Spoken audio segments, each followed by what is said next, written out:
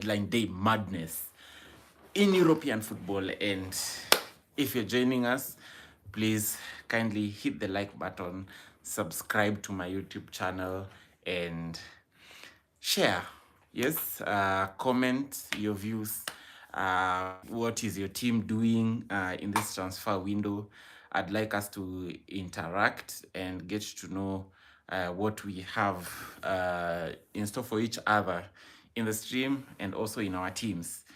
Yes, so where do we begin? Where do we even start? The transfer deadline day is here with us, is upon us. Things are cooking, things are being uncooked, things are moving with a sort of madness that you, I don't know. I think this has been one of the most active transfer windows for uh, essentially the top teams, if you ask me. Um, where does it rank amongst others? If you look at what Liverpool are doing, it's a madness in the transfer window. The kind of monies that they have spent in this one, it only goes to show maybe their intent going into the league, trying to see how they can probably secure a legacy. For me, the Liverpool's transfer season is securing a dynasty, trying to build a dynasty for them. For a team like Arsenal, it's more of giving themselves the best chance there is to win a major trophy or major trophies into this this season. Yeah, so where are you?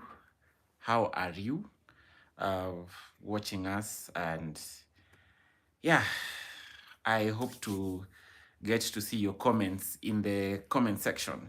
So welcome to this live tonight. Yeah, so there's a lot of things that are happening, and I'd like to be reporting on some of the big things that we have tonight in the transfer window. So straight to it. Maybe we can get started with my team, the Arsenal. Yeah, so I was telling you a bit of maybe the things that a bit about our jerseys, a bit of history, trying to tell you what it has been like. I know here I am wearing a Borussia Dortmund jersey. So I am a sports fan, so I also collect a bit of jerseys here and there. But of course, the majority that I have are Arsenal jerseys. So if you're here, don't think that the transfer deadline day happenings that we are going to discuss are just about Arsenal, but more so English teams, top 6 teams in England. Yeah, so these are this. Maybe Carlos, naweza niangalie ile jazi ya white ilikuwa mahali hapa, jazi ya Arsenal. Ile iko na ni ya white na iko na strips hivi, umeijua? Yeah, so I'll tell you a story about that. But now, since we are talking about Arsenal, let me let you know that one Piero Hincapié to Arsenal was a here we go a while back, but now it's confirmed. It's not just even a done. It's not merely a done deal, but it's more of what it's sealed, signed and sealed.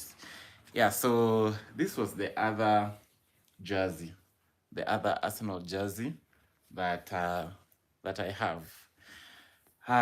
What does it remind me of, or who does it remind me of when I think about it? Really, the person that comes to mind probably could be, is it Ed? No, it can't be Eduardo, but let me think about it. Let me think about it first, because I have a lot of names that are coming to mind. For this one, I did mention that it was Sylvan Wiltord that comes to mind. For this one, it's just last year. So who wore it better? Who wore it better at Arsenal? So I'd think about Declan Rice in this jersey. Yeah, I think Declan Rice comes. It's this is a basketball term, but let me just say Declan Rice comes clutch in this one. So Piero Hincapié to Arsenal. He has signed on the dotted line, so that's already done. And maybe just having a recap of what Arsenal has been able to do in the transfer window. They have brought on board Kepa Arrizabalaga. They have brought on board man like who? Or Mosquera. They have brought in who else? Nogard. They have brought in Noni Madueke. They have brought in man like Gyökeres. They have brought in who else? Who else have they brought in? Eze, that's the big one. Are there some two other? Kuna wengine wawili Carlos. Kuna mwenye nasahau wenye wamekuja. Martin Zubimendi, that's 7. Another one, maybe if I remember, I'll still let you guys know. But yeah, so for Arsenal, that's the strengthening that has happened. And yeah, we are looking to get to see whether it makes a difference in the season, to see whether it pushes them over the line. In the past 3 seasons, they have just been finishing second, and we are yet to see now for this particular season what happens. Now, the madness that has happened within the last 24 hours. Alexander Isak was a here we go. And then he ended up also now signing for Liverpool Football Club. Now, when he was doing so, what had happened was that they were also linked with Mark Guehi from Crystal Palace, the captain. And the madness that has happened, because we already had a here we go, yeah?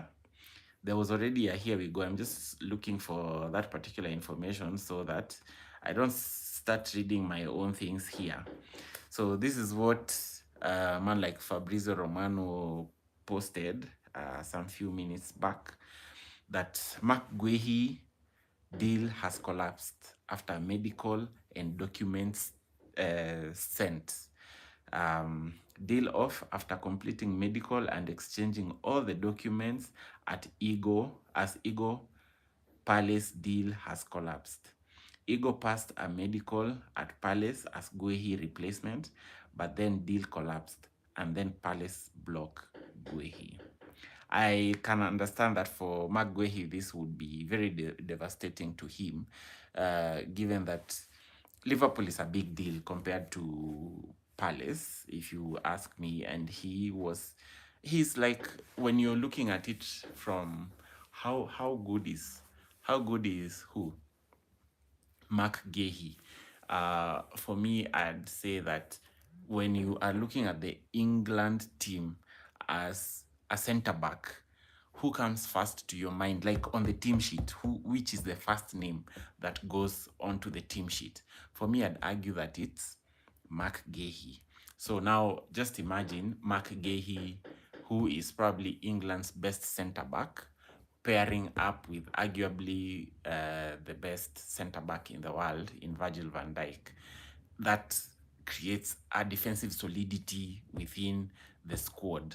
And keep in mind that Liverpool have already signed up to fullbacks in Miros Kakes and also Frimpong.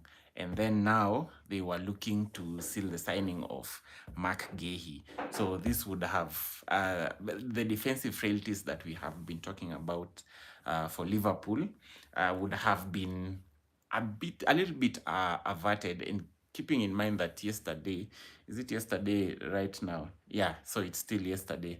I was thinking that it's already past midnight, but as of yesterday, remember that Liverpool have defensive frailties. Konate walked off injured. Kakes isn't yet up to speed. Man like Frimpong is a bit out. So they were trying to find cover and see cover for themselves here. And then they still managed to beat Arsenal, albeit from a freakish free kick. It only goes to show that Liverpool find a way to win always. So if they always find a way to win, just imagine them solidifying their defense, then they become very hard to beat. So that for me would have gone a long way to strengthen Liverpool as a team. So collectively, they have brought in, I don't know, from your perspective, you can say in the chat what you think about the Liverpool's transfer business and the team that you support transfer business. So they have brought in a man like Kakes and Frimpong. They have brought in Florian Wirtz from Frankfurt. They have brought in, who else? They have brought in Alexander Isak. They have brought in Eketike. So those and they are heavy hitters. They are not like backups, as Arsenal was trying to make sure that we have cover in almost every position. But Liverpool brought in people who are going to be in the starting lineup. Considering that they won the league last season, they are going to improve on the areas that are probably deemed as weakness for them, and they are improving with better. So the people who won the league last season that are being replaced, they go to the bench. Yeah, just a moment. Sorry. They move to the bench. So you can imagine if they were good last season and they are moving to the bench, what does that make of their solidity of the squad? Yeah, so it's maybe by the time that they are buying or they are signing Alexander Isak, I am sure Arne Slot already had some thinking about how to play them together with Eketike, or probably it could be a rotation thing. You never know. But I see their front line is stacked. It's stacked to the core. For me, they still remain the favorites, but maybe according to bookies. And I could argue that if Arsenal get into rhythm, then things could change. But you can also still argue that even for Liverpool, they have not yet caught that rhythm yet. So both teams could also get into rhythm, and you see what transpires. Yeah. So that's that with Liverpool. So the biggest shock of the night or of this transfer season is that Mark Guehi, Gehi or Guehi isn't going to Liverpool. But then again, the circumstances. It all depended on Ego passing his medical at Palace. But then the deal was off. And then because of course now Palace needed a replacement for him, and they ended up not securing it. So they had to make sure that Gehi remains at Palace, so that even the team remains also a bit strong. So who could you fault? Who can you fault? I can just imagine the way I have said a bit earlier that for Mark Gehi, I would say that he's totally devastated. For even if it was for me, I'd be very devastated, because Liverpool is a big deal. Like, you know, when they say when you're big, you're big. And I say this a lot when it comes to Arsenal, and especially when we're going into a bidding war with another team. And okay, let's say a team like Spurs, and both of us are in for a player. The player will choose Arsenal because when you're big, you're big. Yeah. So for me here, I don't know. Probably he could still end up at Liverpool on a free at some stage if they manage to secure a signing. Remember, there's also another transfer window that is opening up in January. So probably Palace may end up getting a replacement and Liverpool getting their man.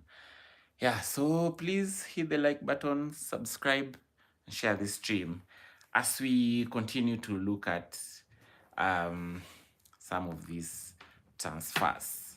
So what we have mentioned, Piero Hincapié to Arsenal is already done, signed, and also images already shared on Arsenal's what social media platforms. Maybe something to say about it. What was mentioned, that agreement done for 52 million euros on loan with obligation clause set to be triggered as formal step in June 2026. Okay. The first Ecuadorian in Arsenal history. So Arsenal have never had an Ecuadorian in their ranks. So this is a first one. Yes. So what else? What else? Maybe another thing that has happened as we are speaking. Wherever you know, just know that the transfer window has been done or shut as Bayer Leverkusen are mentioning here. So let's see. The other one that we ought to mention, let's say we have done Arsenal and Liverpool. Maybe we also go to look at a team like Manchester United. So for Manchester United, things have been cooking, things have been happening. And one of the things that probably Manchester United fans were dreading was the movement of their academy product in Kobe Mainoo. So if you've been following up on transfer news lately, you do realize that Kobe Mainoo had requested for a loan move out of Manchester.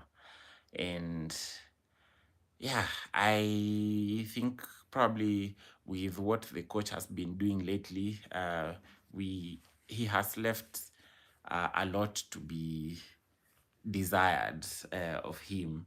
And he has tried to play Kobe Mainoo in different positions, out of position, just trying to find out where he fits. And I think for a while he hasn't found space for him. And you wonder, okay, if we continue this way. And remember that Kobe Mainoo has been called up for England duties some time. And if he doesn't get playing time in a World Cup year, how do you also maybe make a case for yourself to be included into the plans of the England of your national team? When you play, you'll be spotted. Whichever team that you're playing for, your performance speaks a lot. So that's why Mark Gahey is being called to England. Man like Eberechi Eze, I know he has signed for Arsenal finally, but he has been called due to his performances with Crystal Palace. Yeah, so this is what was said, that Mainoo case closed and he's staying. Despite Kobe's desire to leave on loan, United said no immediately and closed doors to his exit on Friday. New request on player side over weekend didn't change United decision, also due to Cunha and Mount injured. So I don't know if this was the biggest thing that made Manchester United ensure that Kobe Mino stays. But I'm just thinking, if Cunha and Mount are healthy, does he get any playing time at Manchester United? For me, I felt that it was very wise of him to ask for a loan move so that he continues to play, he continues to be spotted and be called to the England national team. And I don't know if maybe he was also trying to see if he goes out on loan. He still remains to be a Manchester United player. So he goes out on loan, continues playing. You never know what happens within this period. Amorim could be sacked and he could come back and find that the uh, manager who comes to coach Manchester United has favor with him and he gets some playing time. But I think it's done that he's not going anywhere at the moment. So we wait and see in January if that happens. Yeah, so the other thing, you know, that Manchester United have been looking for a goalkeeper.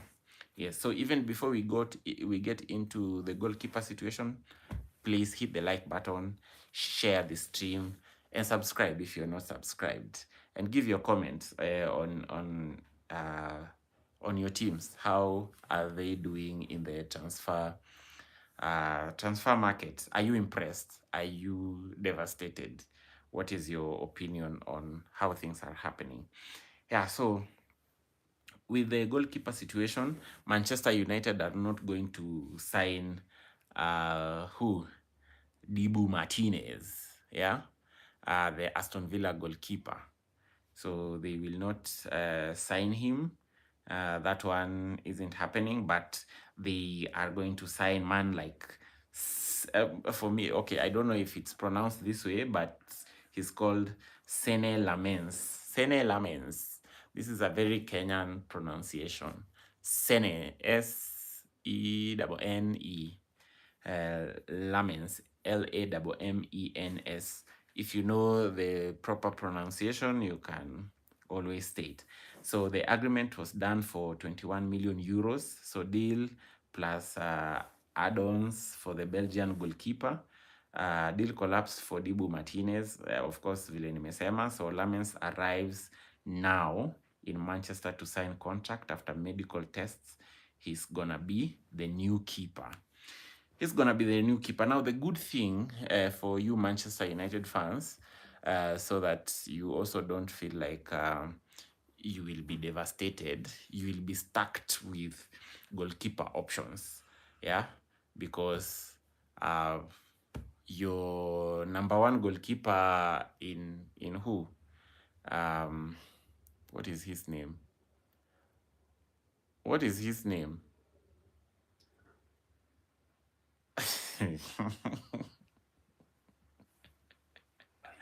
Onana.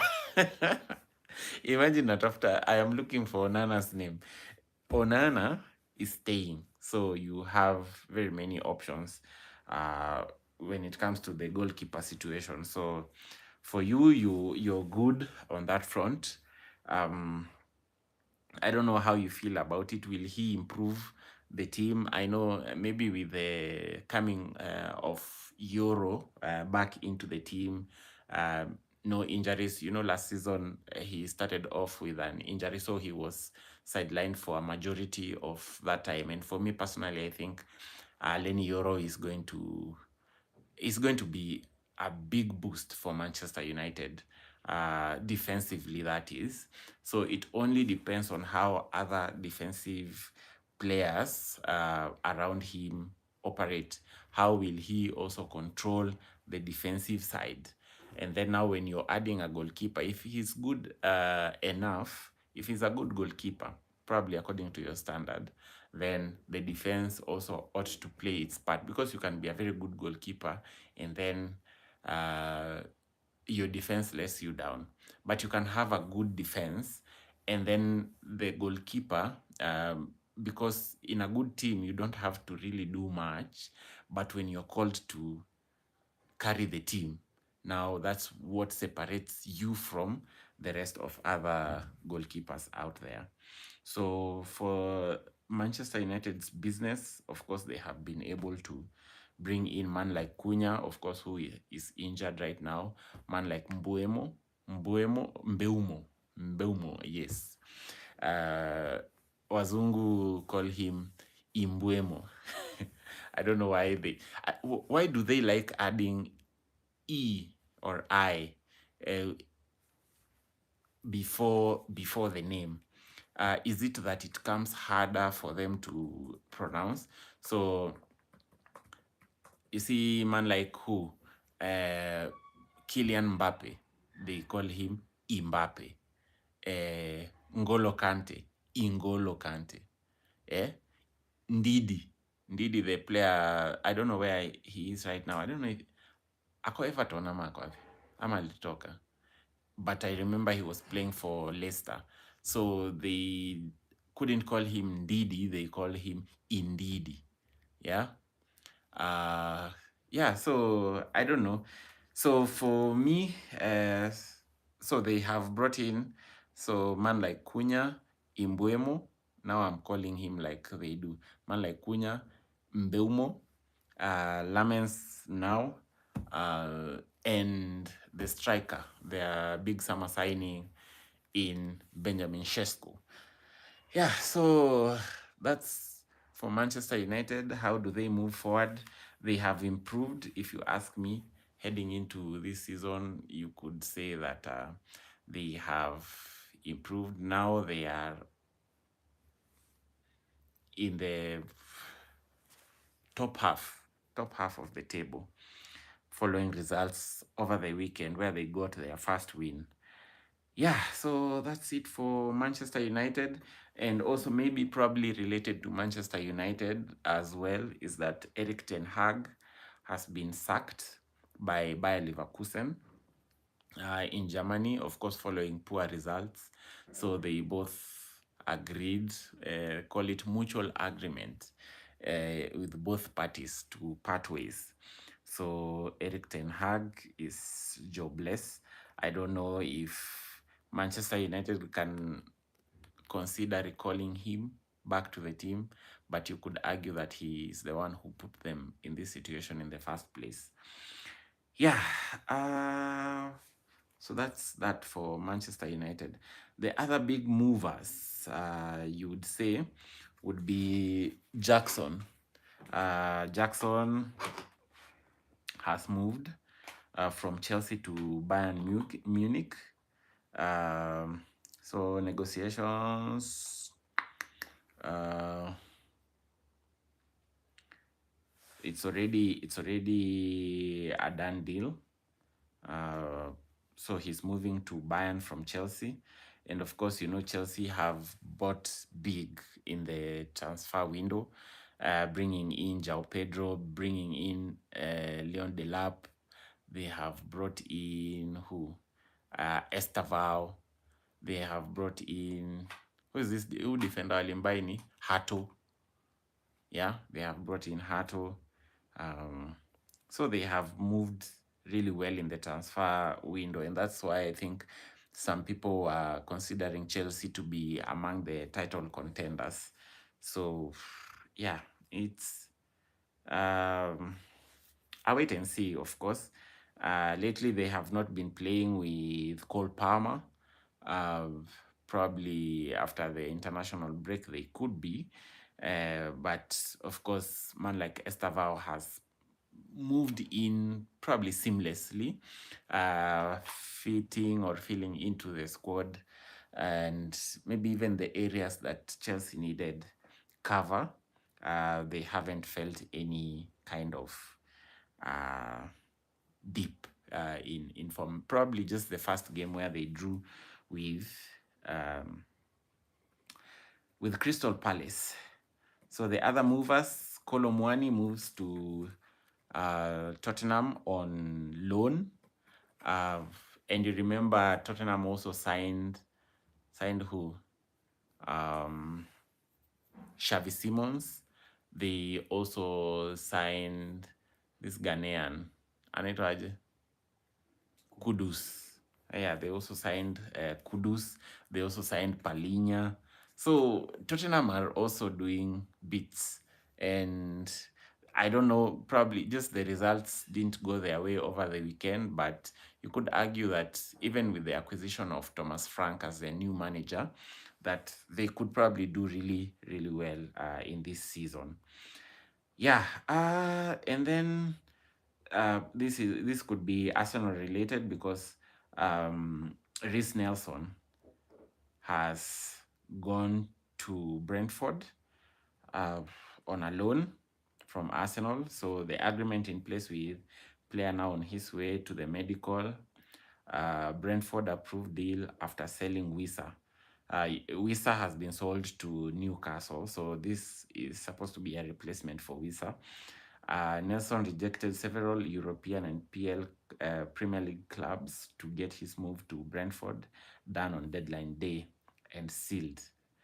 Yeah, so why wouldn't he want to move? First of all, he's from London. Brentford is also a club from London. So probably he didn't want to move from where he stays. So I think probably there were options that were there. But then he opted for the easier one. And of course, since it's on loan, probably both teams cover his wages in some way, shape, or form. Yeah, who else? Wissa, as I have said, has moved to Newcastle United. And then Jadon Sancho of Manchester United. You remember at some point he was linked with a move to Galatasaray of Turkey, but then he ended up going now to Aston Villa from Manchester United.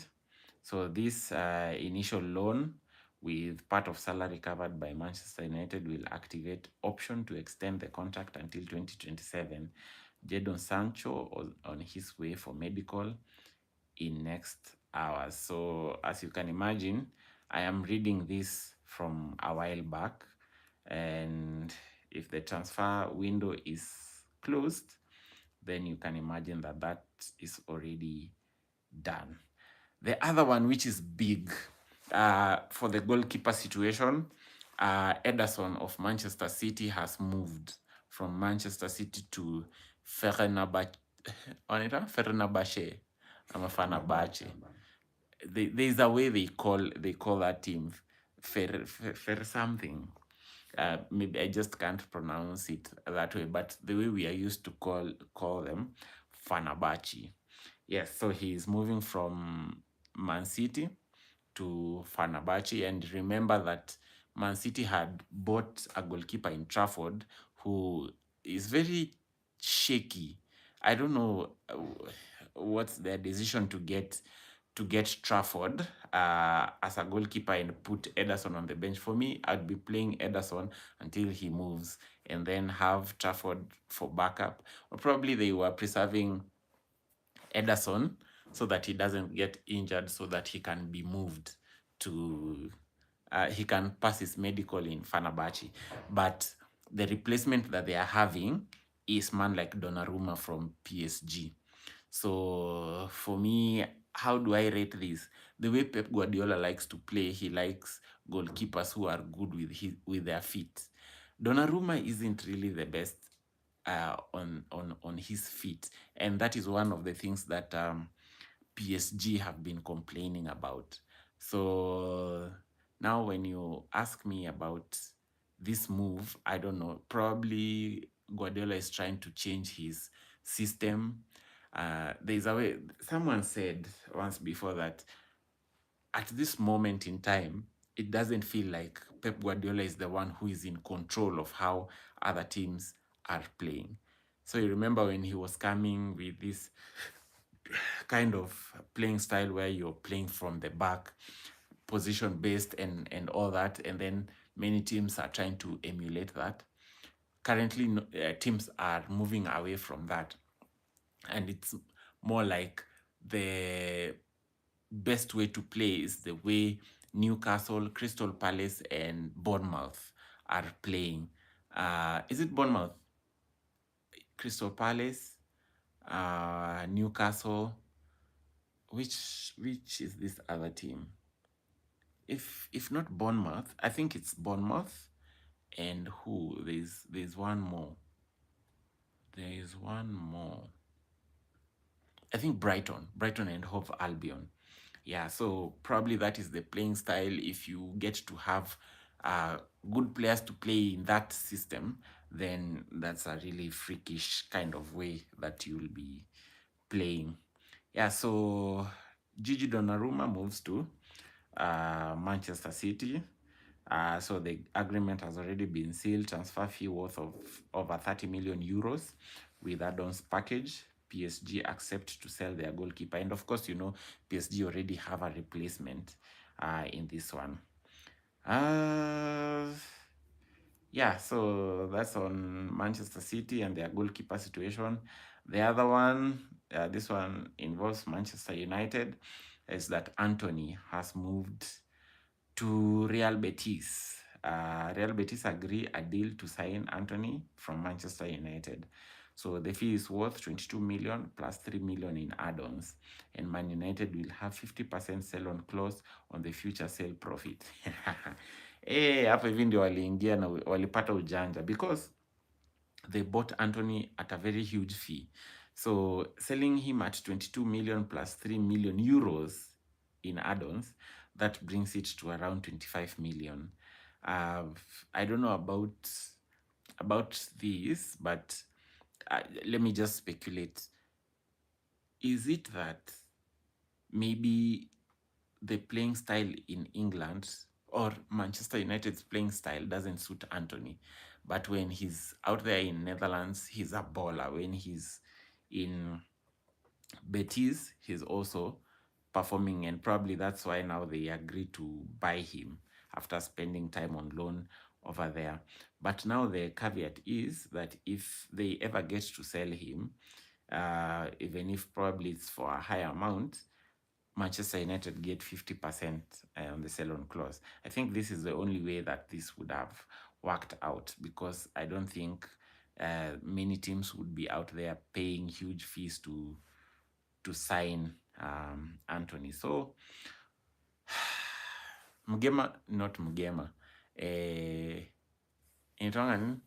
Mgala muue lakini haki yake mpe. That's some excellent piece of business that they did over there. Yeah, who else or what else? I talked about Wisa moving to Newcastle. Of course, Newcastle were looking for a striker replacement. But does Wisa go on to be a striker? I don't know. It's a wait and see. It's a wait and see, really. Yeah, so that's on Newcastle. I have talked about Manchester United, Arsenal, Liverpool, Newcastle, Chelsea. Who else are we missing out on? Yeah, so I think for the moment, that's that regarding the transfers that we could talk about today or tonight.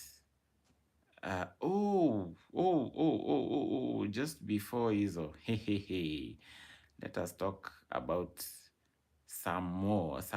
50 minutes ago. Is it 50? Not really. Kolomwani has already signed. What I was reading was here we go. But here is another here we go. Here we go. Nottingham Forest agree loan deal to sign Alexander Zinchenko. So the agreement in place with Arsenal and Zinchenko, as it happened just a few minutes before the end of the window. So Alexander Zinchenko goes to Nottingham Forest, but it's on loan. Yeah, it's on loan. But if you come to really think about that deal, I think it was important for Zinchenko find a way to have some bit of playing time, because on the left hand side, Arsenal have Calafiori, they have Miles Lewis Kelly, they have also Timber, who is a right back, can cover for left back. Sometimes, depending on the tactics, you'd find that